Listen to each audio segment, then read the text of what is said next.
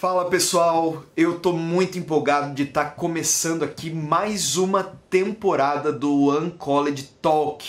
Não sei se você estava acompanhando junto com a gente os outros, mas a gente está com um novo formato aí. Durante esse ano a gente vai fazer alguns podcasts especiais aqui, a gente passando conteúdo relevante para você crescer na tua profundidade do conhecimento bíblico, conhecimento teológico, de filosofia também, apologética, defesa da fé. Estamos com entrevistados legais, mas focando agora em aprofundar em alguns temas que às vezes a gente não consegue nem abordar, seja numa sala de aula ou em alguma conferência, alguma coisa do tipo. E a gente está aqui querendo formar aí um colegiado de testemunhas de Jesus para fazer a diferença nessa terra através dos seus dons. E eu estou empolgado demais para a gente começar esse tempo. Fica aí com a vinheta, vamos começar com tudo.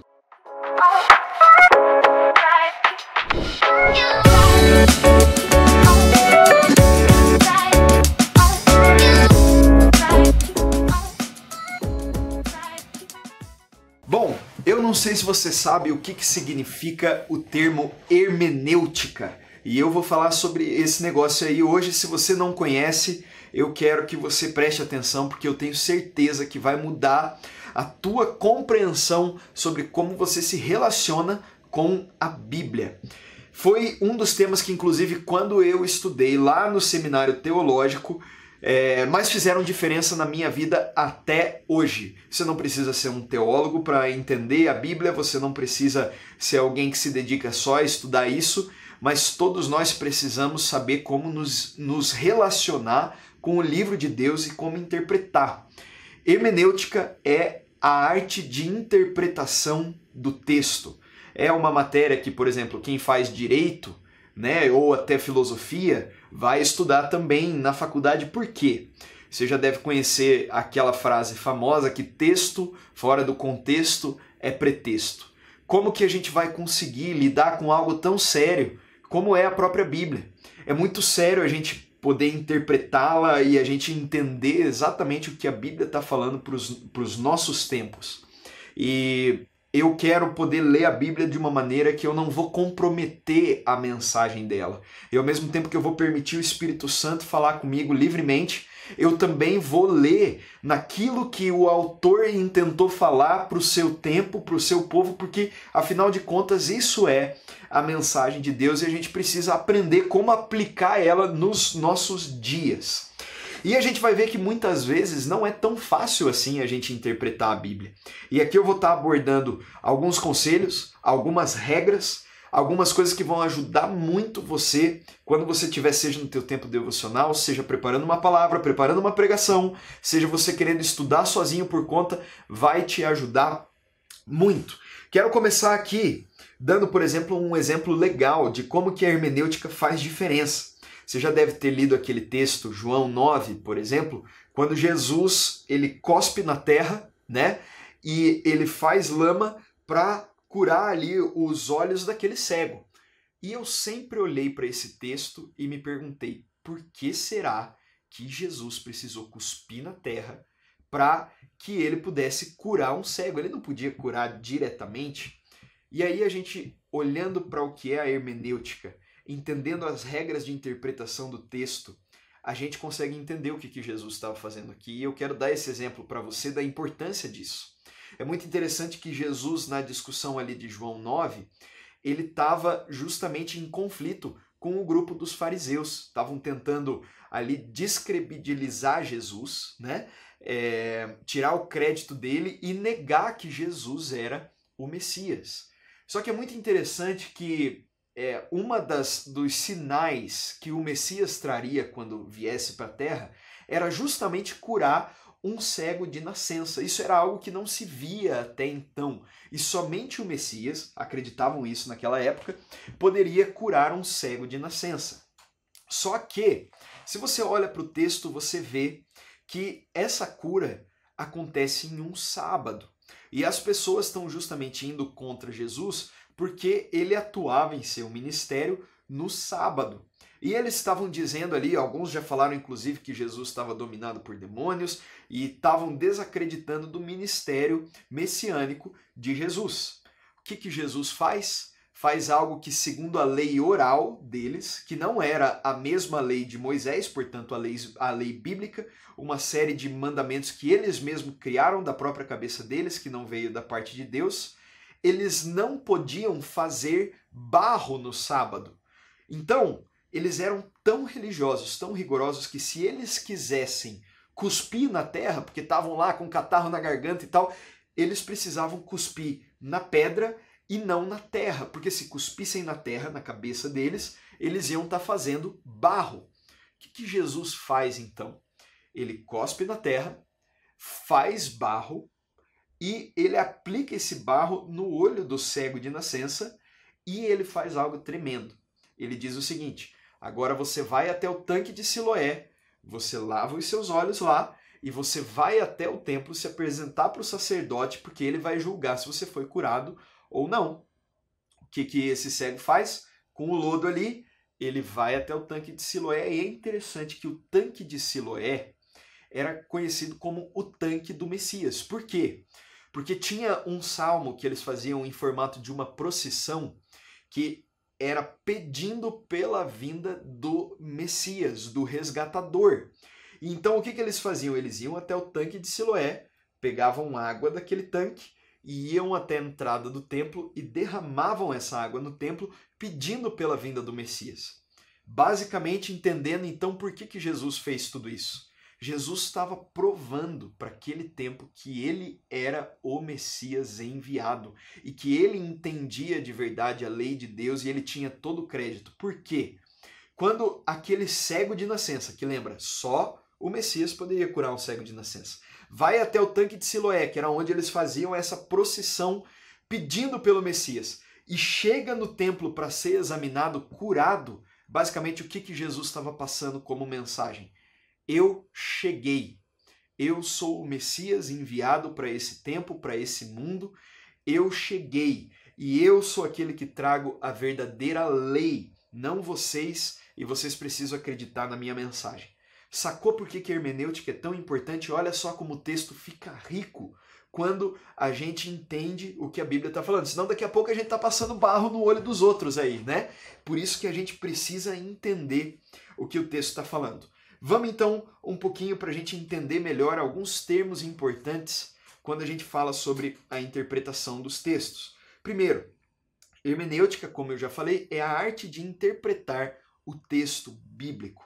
Por que isso é importante? Se você interpreta de uma forma correta o texto bíblico, você consegue entender o que Deus está falando, né? E o que Deus falou. A Bíblia é o livro de Deus. Existe um outro termo que talvez você escute, que é exegese. Exegese significa a arte de extrair do texto, ou seja, a exegese vai se ocupar de algumas coisas um pouco mais profundas do que a hermenêutica, como, por exemplo, olhar a língua original em que o texto foi escrito, né? O Antigo Testamento ali hebraico, o Novo Testamento em grego, aramaico, um pouco de hebraico também. A gente não vai se ocupar da exegese, mas a hermenêutica ela não depende só das línguas originais.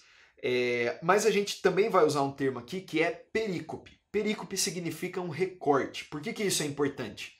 Muitas vezes a gente vai estar lendo a Bíblia, fazendo o nosso devocional, e para a gente entender aonde que aquele texto está começando e aonde que ele está terminando, a gente vai precisar justamente dessas regras de interpretação. Por que isso é importante?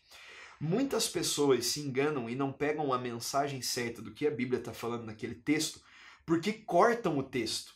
Por que perícope significa um recorte? Porque o recorte você faz bonitinho, assim, ó, com a tesoura, e aí você consegue tirar certinho o que você quer daquele tecido, por exemplo. Mas agora, isso é diferente de rasgar. O que muita gente faz? Ao invés de pegar o texto com o seu começo, o seu fim, com o seu contexto original, para conseguir interpretar bem a mensagem que a Bíblia está passando ali, a gente rasga esse texto. E aí o que acontece? Eu tiro o texto do contexto, eu desvirtuo a sua mensagem, e muito das heresias que a gente tem no nosso tempo, das mensagens erradas que a gente tem no nosso tempo, acontecem justamente por causa disso. Justamente porque as pessoas removeram o recorte do texto do seu local principal. E eu quero dar alguns conselhos para quando você estiver lendo a Bíblia, mais especificamente 4, antes de a gente entrar nas regras da hermenêutica. Primeiro conselho básico para quando você lê a Bíblia.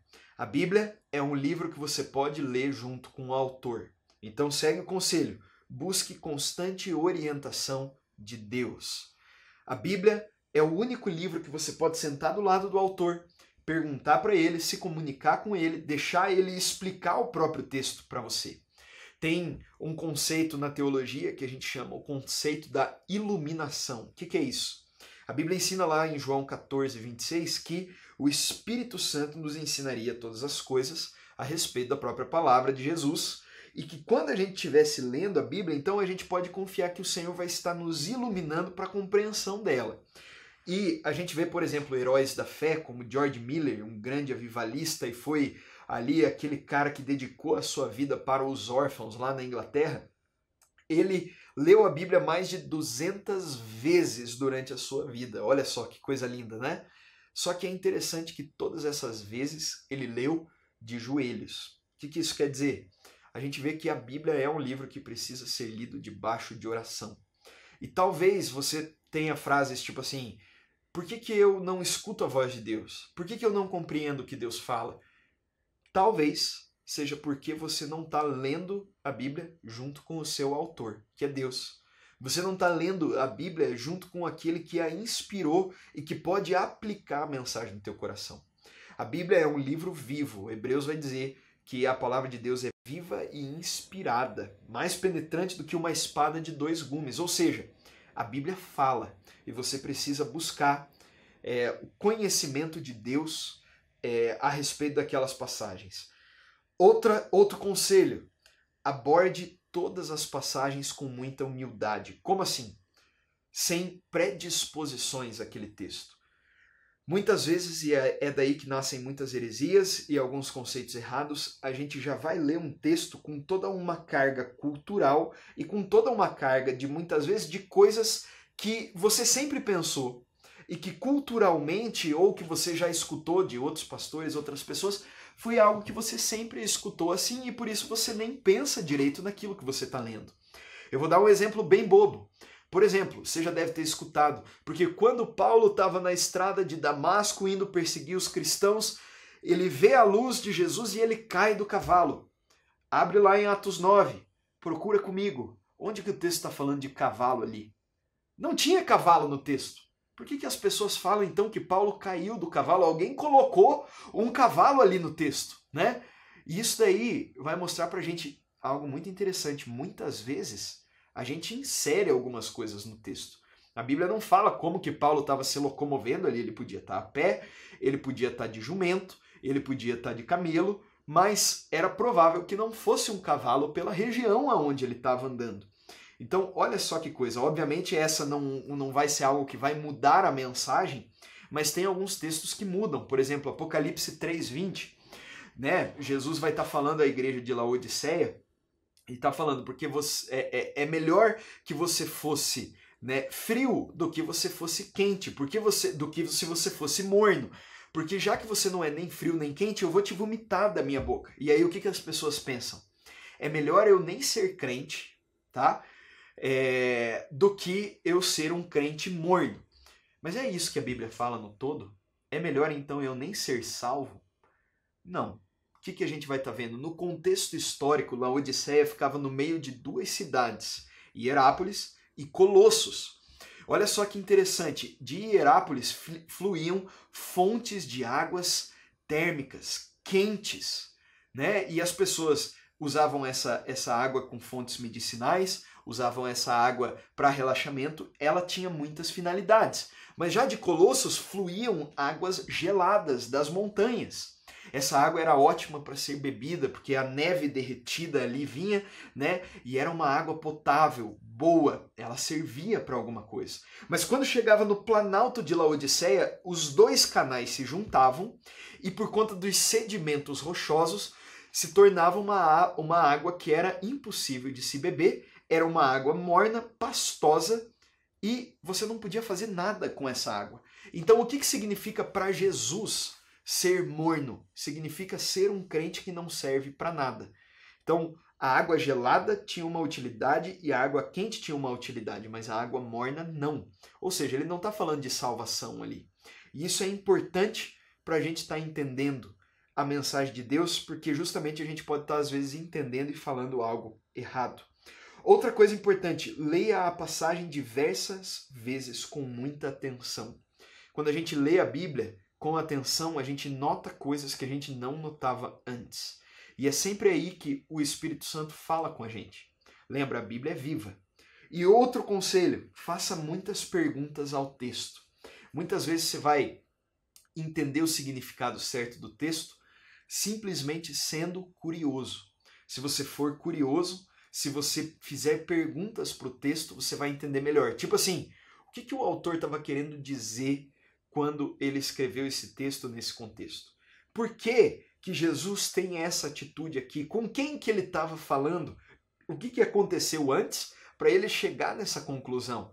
Por que isso aconteceu dessa forma aqui? Quem que estava envolvido? Você vai fazendo uma série de perguntas e isso vai te ajudar a entender mais sobre o texto. Vamos então para algumas regras de hermenêutica que hoje você vai sair daqui aprendendo. Primeira regra, observe o contexto. Quando você vai ler a Bíblia, você precisa entender que esse texto que está ali, ele está dentro de um contexto. Às vezes Deus pode falar contigo, por exemplo, através de uma caixinha de promessas, com um versículo isolado, ou quando você pega, você abre a Bíblia assim, né, do nada e cai um versículo específico. Pode, é claro que pode. Deus pode todas as coisas ali, é a palavra de Deus. Mas pode ser também que você gere uma grande confusão assim, e pode ser também que algumas vezes, inclusive, você seja enganado pelo inimigo dessa forma. Por isso que é importante a gente entender que a mensagem de Deus, ela está dentro de um contexto. E a gente vê que existe, né, um triângulo da análise. Como assim? 3 tipos de contexto que você precisa entender, né, justamente para você compreender mais sobre o que aquele texto estava falando. Primeiro, o contexto textual, ou seja, o contexto da própria Bíblia, do próprio texto, da própria passagem em que ele está. Também existe o contexto histórico. O que historicamente, né, estava acontecendo ali quando esse texto foi escrito e será que isso altera ou não a mensagem que aquele texto está passando? Porque se você entende por que aquele texto foi escrito para aquele tempo, para aquele contexto, para aquela história, você entende o porquê daquela mensagem e você consegue aplicá-la dentro da nossa cosmovisão. E por fim, o contexto cultural. Qual que era a cultura na época que aquilo ali estava sendo falado? Será que isso tem diferença da nossa cultura para hoje? Será que isso altera a mensagem? Vamos mergulhar um pouquinho mais nesses contextos, começando falando sobre o textual, que é o contexto do texto. A gente vai ver que no contexto textual a gente pode olhar ele de 3 níveis: o contexto imediato, o contexto próximo e o contexto geral. Contexto imediato, o que seria? É a perícope, lembra que eu falei? O recorte, o texto ali onde o texto está, ou melhor dizendo, a passagem completa onde esse texto está inserido, tá? Ou seja, é quando ali eu estou lendo a Bíblia e normalmente esse contexto vai estar no capítulo, ou pelo menos próximo do capítulo aonde eu estou lendo a Bíblia. Olha que importante a gente usar esse tipo de contexto para a gente conseguir ler a palavra de Deus e não desvirtuar ela. Mateus 6,33, aquele texto muito conhecido. Busquem em primeiro lugar o reino de Deus, né? E todas essas coisas vos serão acrescentadas. O que muitas pessoas fazem e criaram uma heresia em cima desse texto? Se eu buscar em primeiro lugar as coisas de Deus, se eu der a minha oferta e por aí em diante, Deus vai dar todas as coisas para mim. Então eu posso querer qualquer coisa e Deus vai dar todas as coisas, todas. Eu não vou ter falta de nada. Errado. Como assim? Se você lê o contexto de Mateus 6, você vê que Jesus está falando sobre as preocupações da vida.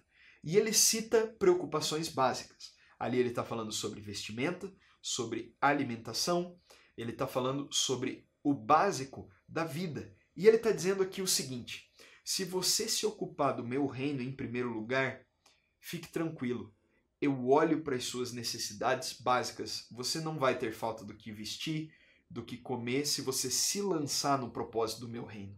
Ou seja, ele não está falando que você vai ganhar um carro de luxo, ele não está falando que você vai ter tudo que você quiser, ou que você vai fazer algo para Deus e ganhar algo em troca. Não. O que Deus está falando é, se você entender que o meu reino é prioridade, fique tranquilo, porque as suas necessidades básicas para você poder exercer a minha obra vão ser cumpridas. Tá vendo a diferença? Ou aquele texto, Paulo fala, Filipenses 4,13, tudo posso naquele que me fortalece. Tem pessoas que acham, eu posso qualquer coisa, né? Eu tenho toda a força, eu posso tudo, e aí você cria a teologia coach em cima disso. É isso que o texto está falando? Não. Paulo, no contexto imediato, ele está falando que ele aprendeu a viver na pobreza e ele aprendeu a viver na riqueza. E o que Paulo está falando é, não importa o contexto onde eu estou inserido, eu posso sobreviver a isso porque eu sei que é Deus quem me fortalece, não importa o tipo de circunstância que eu estou passando. Sacou a diferença? Então, o contexto imediato é aquele que vai ajudar a gente a entender, muitas vezes, o que aquela passagem, dentro daquele recorte, vai estar falando. E por isso é importante, quando você está lendo a Bíblia, você fazer perguntas tipo assim, aonde que esse texto começou? Aonde que ele termina? Qual que é o assunto principal que está sendo tratado aqui? Próxima vez que você estiver lendo a Bíblia, pensa nisso. E cuidado, porque às vezes esse contexto todo não vai estar só dentro do capítulo ou daqueles títulos que a Bíblia traz. Afinal de contas, aqueles títulos, eles não estavam na Bíblia original. Como assim? Não foram os autores bíblicos que escreveram, eles foram escritos mais de 1 milênio depois para nos ajudar justamente a entender os tópicos, mas só que isso não significa que faz parte do texto inspirado. Você pode tentar achar ali aonde você está entendendo que aquele texto começa e onde ele termina. Outro tipo de contexto importante é o contexto próximo. O que é o contexto próximo? Não é o recorte ali em si, mas é, na realidade, o livro ou talvez a seção maior do livro bíblico em que você está lendo, tá? Por exemplo, se você interpreta o livro de Eclesiastes, pegando um texto isolado, talvez você vai pegar uma mensagem que parece contradizer outra coisa da Bíblia. Por quê? Porque a construção do todo de Eclesiastes só faz sentido quando você entende o fecho do livro. Porque lá no final o autor vai fazer um fecho que vai trazer à luz o entendimento de toda a negatividade que ele estava falando antes. E ele vai dizer, por final das contas, o que é melhor você fazer com a sua vida. E você entende que tudo antes eram reflexões que ele estava fazendo. Mesma coisa no livro de Jó. Jó é um livro poético e você vê discursos. Só que alguns dos discursos ali dos amigos de Jó e do próprio Jó, o que a Bíblia está justamente mostrando é que eram ideias erradas que eles tinham e que no final do texto Deus inclusive vai dar uma bronca em algumas dessas ideias. Olha que importante você captar e entender o contexto do livro ou ali da porção maior da onde você está lendo. Se você pega um texto isolado de Jó, às vezes aquilo, se você não traz dentro do seu contexto, pode estar simplesmente trazendo uma teologia errada. E a gente tem também, por fim, o contexto geral. O que é o contexto geral? A Bíblia é o livro de Deus. E você tem 40 autores diferentes, 40 escritores diferentes que escreveram a Bíblia em mais de 1.500 anos. Alguns dizem, inclusive, né, mais de 4.000 anos de diferença de texto. Entre 1.500 a 4.000 anos, em que todo o texto foi redigido, você vai ver então algo muito interessante, que a Bíblia ela não traz contradições em si, você tem mensagens na própria palavra de Deus, escrita milênios antes, que fazem total sentido com mensagens escritas já quando a Bíblia estava sendo encerrada. Ela se completa, ou seja, quando você está lendo a Bíblia, você precisa interpretar ela mesma à luz da própria Bíblia e pegar passagens paralelas, paralelo de ideias, tá? Paralelo de palavras, como que determinadas palavras já foram usadas na Bíblia, e paralelo de ensinos gerais. Porque às vezes você vai estar com um texto e você vai estar olhando e existe ali uma aparente contradição. Mas quando você olha para o todo do que a Bíblia fala disso, você vai olhar, opa, isso está me ajudando.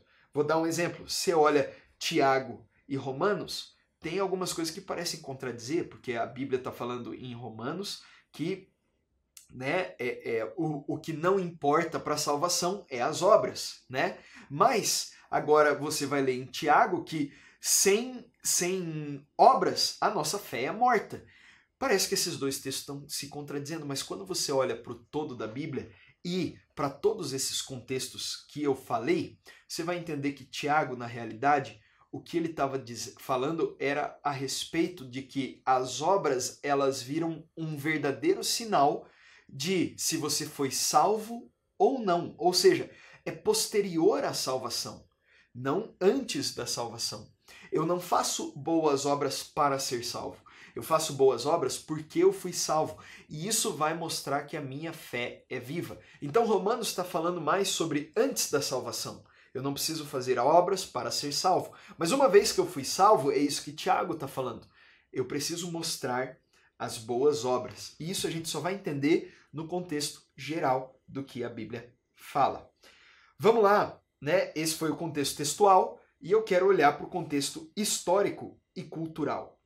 O pano de fundo da passagem é essencial para a hermenêutica e a gente precisa fazer algumas perguntas sempre para entender qual que é o contexto histórico e o contexto cultural. Algumas perguntas só para você ter, e elas não são exaustivas, essas perguntas que eu vou fazer.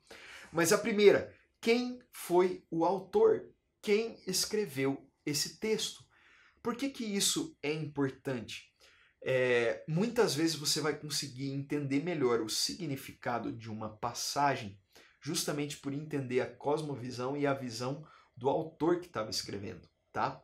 Por exemplo, você vai ver que quem escreve o evangelho, né, de Mateus é o próprio Mateus e que ele escreve esse evangelho voltado para os judeus. Entendendo isso, você consegue entender melhor por que ele cita tantos textos tentando comprovar que Jesus era o Messias. E aí você consegue entender a grande ênfase que Mateus estava trazendo ali. Ele estava escrevendo um evangelho apologético que defendia para os judeus que Jesus era o Messias. Captou? Isso traz um entendimento muito maior. Outra pergunta, quando ele escreveu?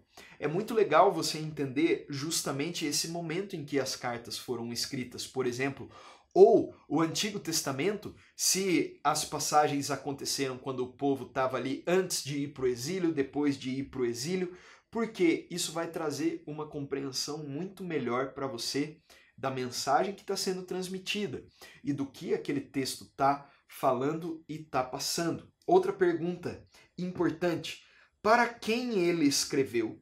Se lembre que a Bíblia foi escrita para destinatários específicos, né? Paulo escreveu para os Gálatas, né? Mateus, como eu citei, ele escreveu para os judeus, comprovando que Jesus era o Messias. Mas já Lucas, ele escreve o seu evangelho voltado para os gentios, ou seja, para aqueles que não eram do povo judeu, para os pagãos, e em específico para judeus, para gentios ricos. Por isso que, por exemplo, você vê lá Mateus falando das bem-aventuranças. Mateus vai falar, bem-aventurados os pobres de espírito. Já Lucas vai falar a mesma fala dizendo, bem-aventurados os pobres. Nossa, eles estão trazendo duas coisas diferentes? Não. Eles só estão olhando para a mesma fala de Jesus com perspectivas diferentes e dando ênfases diferentes. Porque para Mateus o que valia mais ali e o que ele estava tentando passar de mensagem era falando a respeito da espiritualidade dos judeus daquela época, né? Que eles se achavam ricos espiritualmente. E Jesus está falando, aquele que entende a sua pobreza espiritual, esse é feliz, esse é bem-aventurado. Mas já Lucas está olhando para esse mesmo público e falando o seguinte, esses caras também muitas vezes, eles confiam na sua própria riqueza e nos seus bens. E eu preciso abordar isso. Jesus estava falando das duas coisas, mas eles tratam essas duas com ênfases diferentes. Outra coisa, por que esse texto foi escrito? Ele estava querendo ali refutar alguma ideia, alguma heresia? Muitos textos, por exemplo, Colossenses inteiro, foi escrito para refutar heresias da época. E essas heresias, se a gente entende melhor ainda que elas eram, como elas eram, a gente pode aplicar na nossa vida e no nosso tempo. Outra pergunta, qual que era a situação da época econômica, social, política, religiosa ali no tempo dos acontecimentos? Você olha Amós lá, por exemplo, ele está chamando as mulheres de vacas de Bazã. Na nossa cosmovisão, você sabe o que significa você chamar alguém de vaca, por exemplo, né? É algo extremamente ofensivo. Mas, na época, isso tinha um significado diferente. Quando você chamava alguém de vaca, e ali no contexto de Bazã, você tinha vacas que eram extremamente mimadas ali pelas pessoas que criavam vacas, né? E essas vacas eram mimadas e elas comiam muito. Ou seja, o que Amós estava falando ali? Estava chamando o povo de mimado, tá? Ele não estava chamando o povo de vaca no sentido como a gente na nossa cosmovisão entende vaca. Tá vendo a diferença? Outra coisa importante, a localização geográfica. Eu tinha citado para vocês aqui antes a carta de Laodiceia, que se você entende a localização geográfica, você consegue entender melhor a ênfase da mensagem daquele texto. Outra coisa, o que acontecia no mundo naquela época? Você vê Paulo, por exemplo, falando para os coríntios que era melhor eles nem casarem. Por quê? Porque eles estavam debaixo de grande perseguição. Não era porque Paulo não apoiava o casamento, pelo contrário, mas eles estavam debaixo de perseguição. Qual era a cultura que permeava os escritos? Os costumes. E até a época em que aquele texto foi escrito, qual que era o desenvolvimento teológico daquela época? A revelação de Deus ela foi progressiva. O entendimento teológico que João teve quando escreve o último livro da Bíblia, que foi Apocalipse, era muito diferente do entendimento teológico que Moisés tinha quando escreve, né, os seus textos bíblicos, ou que o próprio Davi tinha. E você vai vendo que isso tudo foi se complementando e tornando algo muito robusto. Por isso, entenda que alguns textos foram escritos com uma limitação de compreensão da revelação de Deus na sua própria época. Isso vai te ajudar a ler a Bíblia com menos crise. Outra regra, partindo aí para a segunda de interpretação, muito importante. Segunda regra, identificar o gênero literário. Cara, tem muita gente que faz muita confusão com isso. A gente vai ver que a Bíblia foi escrita, como qualquer texto, com vários gêneros literários, como você estuda na escola, por exemplo.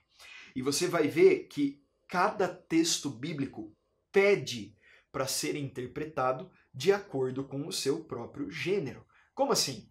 Você não pode interpretar uma poesia de jeito literal. Você não pode ler essa poesia como se você estivesse lendo uma notícia. Você não pode ler uma narrativa, né, da mesma forma como você estaria lendo uma ficção. E aí por diante. E é por isso que muita gente na Bíblia faz confusão, tá? Por exemplo, você vê alguns tipos de gêneros literários. Você tem na Bíblia narrativas. Os livros históricos vão falar muito a respeito de narrativas. Relatos históricos. Por exemplo, tem gente que diz que Gênesis seria, na verdade, um livro figurativo, ilustrativo para passar uma mensagem. Mas como que você vai dizer isso se ali Gênesis, por exemplo, contando a história de Abraão, Isaac, Jacó, traz justamente o nascimento do povo de Israel e toda a sua descendência. É um relato histórico. Por isso eu não posso olhar para o próprio livro de Gênesis e dizer que o começo dele era figurado. O livro de Gênesis é um relato histórico. Você tem na Bíblia também biografias. Ou seja, por exemplo, quando você lê uma biografia, não quer dizer que é para a gente fazer tudo o que a pessoa fez. Ali é simplesmente uma biografia. Por exemplo, a vida de Sansão. Tudo que Sansão fez a gente tem que imitar e aquilo é, na verdade, algo que a gente tem que copiar e fazer? Não. A Bíblia está mostrando justamente defeitos de Sansão, Está mostrando justamente coisas boas e ruins que ele fez. E a gente precisa justamente interpretar aquilo que foi aprovado por Deus ou não. Temos sermões, nós temos parábolas, né? O que é uma parábola? Uma parábola é uma história inventada que traz um significado em si, um ensino único em si e na sua mensagem, tá? É diferente de uma alegoria. O que é uma alegoria? Uma alegoria é uma história que cada partezinha dessa história vai trazer significados diferentes. Não é que nem a parábola, que tem só uma aplicação e um significado. Uma alegoria tem várias. Um exemplo de alegoria é a parábola alegórica do semeador. Cada terreno ali, né, a terra boa, a terra rochosa, a terra espinhosa, tem um significado específico. Diferente, por exemplo, da parábola das 10 virgens. Você não pode dar um significado para cada virgem. Não é isso que o texto está falando, né? Você tem poesias na Bíblia como Salmos. Você tem textos proféticos. Você tem oráculos sobre o futuro. Você tem visões. E uma visão, você não pode interpretar uma visão como se fosse uma narrativa. É por isso que muita gente faz confusão com o livro de Apocalipse. Você tem, inclusive, a literatura apocalíptica. Como que você vai ler uma literatura apocalíptica? Como se fosse um próprio oráculo ou uma visão profética, né? Você tem epístolas e cartas que foram endereçadas, sejam para cidades, povos específicos ou para pessoas específicas. E você tem leis e cânticos e vários outros gêneros. Então procure entender qual que é o gênero que você está lendo. Tem gente, por exemplo, que tenta fazer teologia com alguns textos de Salmos, quando na verdade são textos, por exemplo, imprecatórios, quando o autor está expondo um sentimento e às vezes esse é um sentimento grotesco, né? Você não vai pegar aquilo ali e aplicar na sua própria vida e dizer que você deve orar o mesmo e fazer a mesma coisa. Não, o que ele estava fazendo era abrindo o coração. Então entenda o contexto literário. Importante, não interprete passagens também, essa é outra regra, terceira, tá? Não interprete passagens figuradas como literais. Como assim? A Bíblia tem muitas passagens figuradas, figurativas. E se a gente entende elas como literais, a gente vai fazer teologia ruim. Então, algumas dicas. Cuide com figuras de retórica. A Bíblia tem muitas figuras de retórica. Por exemplo, sinédoque, né? Eu não quero que você saiba tudo isso, mas só para você prestar atenção. O que é uma sinédoque? É pegar o todo pela parte ou a parte pelo todo. Você tem textos ali que parece ele estar se referindo a algo específico, uma parte, quando na realidade ele usa essa parte para expressar o todo. Você tem metonímia, né? Que são relações de causa e efeito. Você tem presopopeia, que é personificar coisas inanimadas. Por exemplo, né, se vocês não pregarem, até as pedras falarão. Né? Se vocês não deixarem eles adorarem, até as pedras falarão. Na Bíblia você tem ironias, você tem hipérboles, você tem alegoria, enigmas, né, símbolos, parábolas. Então é muito importante você entender as figuras de retórica. Cuidado com as alegorias, preste atenção. Nem tudo que é figurado é alegórico. Eu citei aqui, né? Jesus falando, se vocês os calarem, as pedras falarão, né? Isso é uma passagem figurada, não alegórica. Como assim? A interpretação alegórica vai tentar trazer um significado para a pedra. Mas ali Jesus não estava dando nenhum significado para essa pedra, que a pedra significava alguém, significava quem que poderia ser, e você ficar tentando dar nome para a pedra. Não, ali simplesmente Jesus estava dizendo que era impossível os calar. Impossível. Tão impossível quanto uma pedra falar, é impossível calar aqueles que estavam querendo adorar a Jesus. Cuide com fazer teologia em passagens figuradas. Tá? Tem gente que fica olhando para alguns detalhes em Apocalipse, ou por exemplo em Ezequiel, que são textos proféticos, né? Zacarias, e ficar fazendo uma teologia muito difícil em cima disso. E você vai ter problemas se você fizer isso. Outra regra importante, a quarta.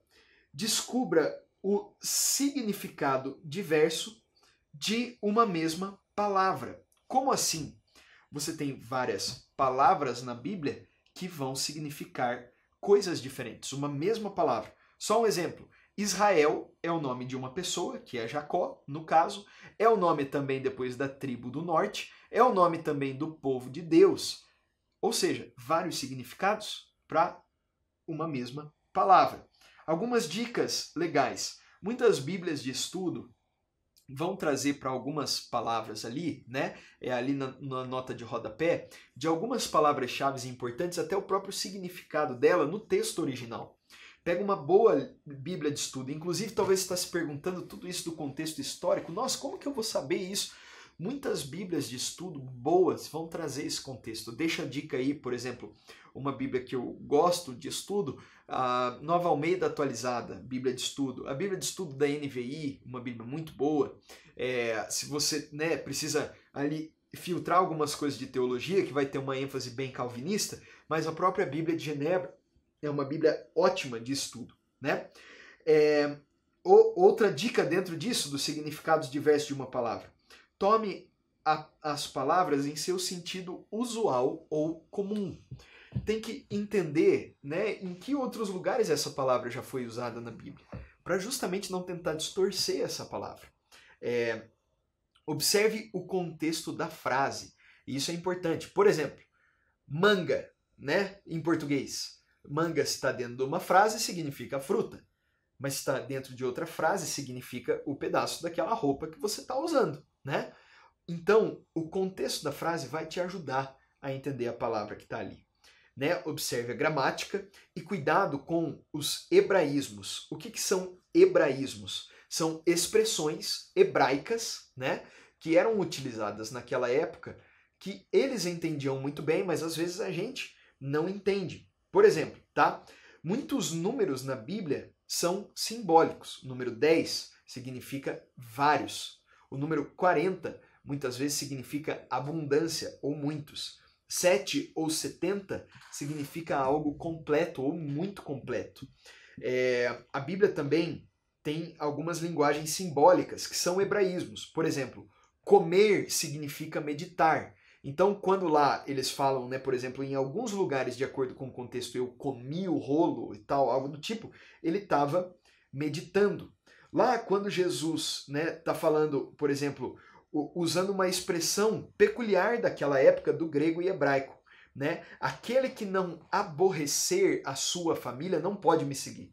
Jesus está falando para você virar uma pedra de sapato na tua família? Não. O que ele está fazendo é uma comparação hebraica que era comum naquela época, que ele estava falando sobre o nível de amor. Você deve o amar tanto a ponto de o seu amor pela sua família parecer um aborrecimento de tão grande é o meu amor por você. Vamos lá, outra regra, buscar o significado para o receptor original. Eu já comentei sobre isso, mas isso daqui é muito importante. Entenda os desígnios que podem estar obscuros no texto. Né? Como aquele povo que recebeu aquele texto leu ele na época. Quando Moisés, por exemplo, escreve olho por olho, dente por dente, a gente olha, meu Deus, que coisa terrível, né?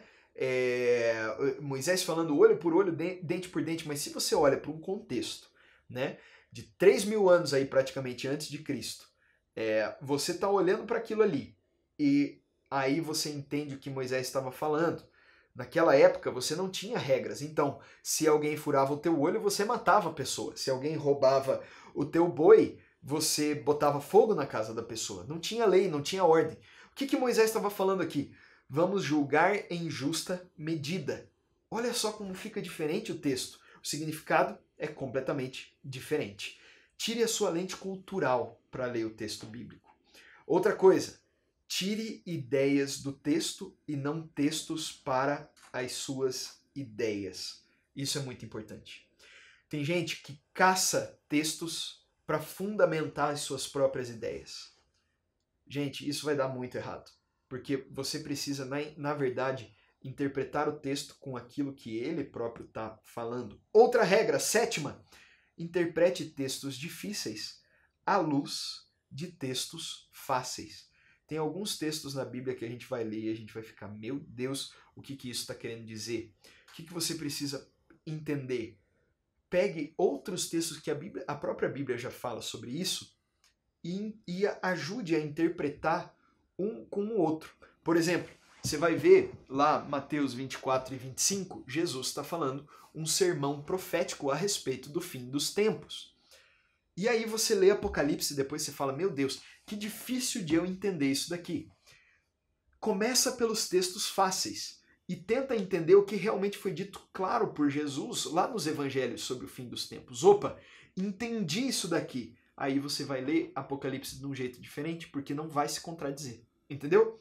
Textos difíceis à luz de textos fáceis. Lembre que a Bíblia não é um livro de ciências, essa é a 8ª regra. Não é um livro de ciências, não é um livro sobre política. Como assim? A Bíblia não precisa de atualizações.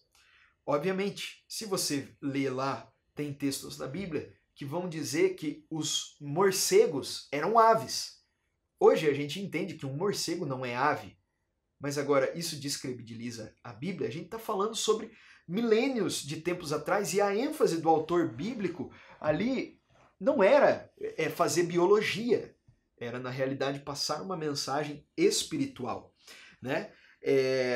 E a gente precisa entender também que a Bíblia não foi escrita para um propósito político da nossa época. Não adianta você ficar caçando coisa lá para fundamentar a tua ideologia. Você precisa entender o que a Bíblia fala, né? E aqui tem vários textos que a gente pode entender isso. 9ª regra, e nós estamos quase acabando. Cuide com as divisões oferecidas pelas versões. Como eu falei, muitas divisões colocadas ali hoje, na Bíblia, elas vieram mais ou menos a ser colocadas lá no século XII. E aí você olha para aquilo ali e às vezes você corta um texto, um recorte, e você não consegue entender o significado todo. Pensa, por exemplo, se você recebe um e-mail ou uma carta. Como que você lê esse e-mail e essa carta? Você divide ela por temas? Você lê por partes? Como que você recebe isso? Olha, normalmente se eu recebo um WhatsApp ou um e-mail ou uma carta, eu leio ela por inteiro. Por quê? Porque está o significado do todo.